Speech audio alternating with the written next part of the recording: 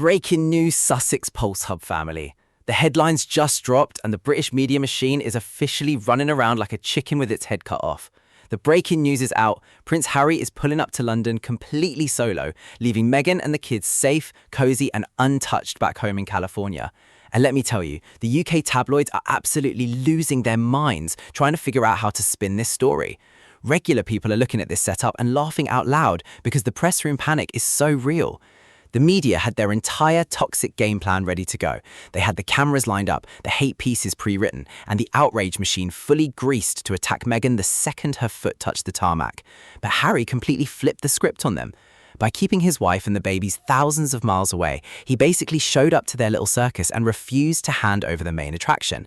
The press wanted a multi-million-dollar photo op to tear apart, but instead they got a stadium with the lights turned off. It is pure comedy watching these writers try to twist a husband protecting his family into some kind of dramatic crisis. Regular people get the math instantly. Harry looked at that hostile UK media ecosystem and said, "Not today." He locked down the fortress in Montecito and left the vultures starving for content. Let's pull the curtain back and call a spade, because King Charles and Prince William are out here playing the absolute pettiest games in royal history. Let's be 100% real about why this family is split right down the middle. The top tier of the palace firm is directly responsible. Charles and William actively stripped the Sussex family of the essential protection they earned by birthright. They literally yanked away their official security, proving to the entire world that they care way more about optics, polls, and keeping the UK press happy than they do about actual family safety. Regular people look at this drama and see right through the corporate nonsense. If your brother and your dad won't even secure the perimeter for your kids, that's not protocol, that's a toxic workplace. The sheer nerve of Charles and William to cut off a born prince, his wife and his babies, while continuing to shield other highly questionable members of the family is pure comedy. They thought they could leverage safety to force Harry to play by their dusty rules, but the math didn't work out. Harry looked at the landscape, realized his brother and father were ready to leave his family exposed for the sake of the daily tabloids, and said, "Keep your games, I'm keeping my family safe." It's loud, it's vindictive, and honestly, regular folks have zero respect for that kind of corporate coldness disguised as tradition. Let's be completely honest for a second. This solo trip is an absolute massive win. The UK tabloids are crying in their tea right now, and frankly, it is fantastic news. By keeping Meghan, Archie and Lilibet completely out of the UK airspace, Harry just starved the entire media machine of the exact fuel they needed. The toxic press pack was absolutely starving for fresh drama, but Harry didn't give them a single crumb.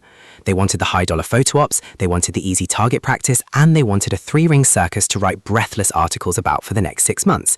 Instead, Harry left the main attractions back in America and handed the press a completely empty plate. Regular people see the chess move instantly. You don't feed the trolls, period. Why on earth would you bring your beautiful wife and kids into a hostile environment just to let the media monetize their stress? It is pure comedy watching these talking heads sit on TV looking disappointed because they have no new pictures to dissect or tear apart. Harry literally shut down the entire circus before the tents could even go up. No photos, no manufactured outfit critiques, no fake body language experts, nothing. The press trap was set, but the Sussexes completely bypassed it. The media's business model is officially broken on this one. California living is taking the crown on this one hands down. The West Coast vibes win every single time, and it's not even a close contest. Think about the math here. The Sussexes are infinitely better off breathing in that fresh Pacific air, soaking up the sunshine and enjoying the absolute freedom and peace of mind over in Montecito. Why on earth would anyone trade that pure, healthy energy just to go back and inhale the stale, toxic, completely hostile fumes of a royal family that literally refuses to protect its own blood? It makes zero sense. Regular people look at this and get it instantly.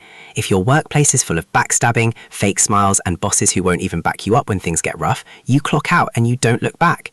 You don't keep hanging around the break room trying to fix people who are committed to hating you. You pack your bags and move to where the grass is actually greener and the people have actual warmth. It is pure comedy watching the UK press try to act like living in a literal California paradise is some kind of punishment. Oh no, please don't make them stay in their gorgeous home with their kids, hiking in the sun and living their best lives. The horror. The palace wanted them miserable and trapped in that dusty old system, but Harry and Meghan chose peace, freedom and happiness. The contrast is loud, the Montecito lifestyle is undefeated. Squadies, the absolute nerve of the palace machine, is on full display, and the hypocrisy is so loud it is practically deafening. Let's talk about the absolute joke they call royal protocol.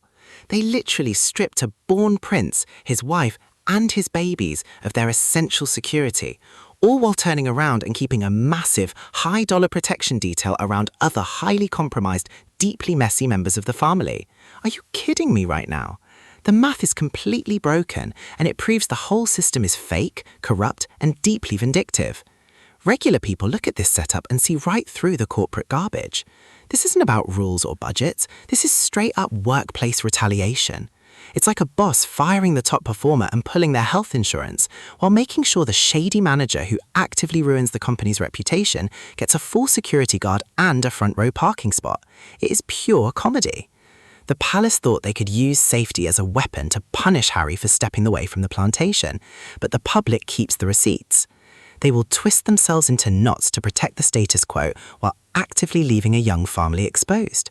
It is transparent, it is malicious, and honestly, regular folks have zero respect for a firm that operates half pure spite. By keeping Meghan and the little ones completely out of the equation back in the States, he totally popped the palace's hype balloon. See, the firm was desperately praying for a massive chaotic circus. Their approval ratings are basically sitting in the toilet right now, so they needed a major distraction to make people forget about their own ongoing mess. They wanted the Sussex star power to carry the news cycle and boost their sinking numbers. But Harry looked at their little trap and just walked right past it. They built this grand stage for immediate execution, and Harry handed them a completely empty stadium with the lights turned off. Regular people know exactly what this look is. It's like a toxic ex throwing a massive party just to try and make you jealous. But you stay home, turn your phone on Do Not Disturb, and let them look goofy standing in an empty living room all by themselves. It's embarrassing. The tabloids are big mad because the content cupboard is completely bare. They wanted the clicks, they wanted the cash, but they got absolutely nothing. The palace PR blueprint is officially broken. The desperation is hilarious. Squadies, years have gone by and the facts remain completely undefeated. The palace still cannot dictate the terms to Prince Harry. The Sussex blueprint is fully intact, untouchable, and operating at 100%. Let's be real about the power dynamic here. The firm really thought that if they squeezed Harry hard enough, he'd come crawling back to their dusty rules. But instead, the man handles his business like a true boss.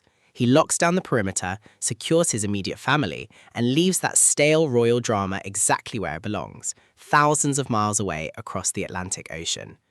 Regular people look at this and see the ultimate workplace victory. There is nothing sweeter than completely outgrowing an old, toxic environment that tried to dim your shine.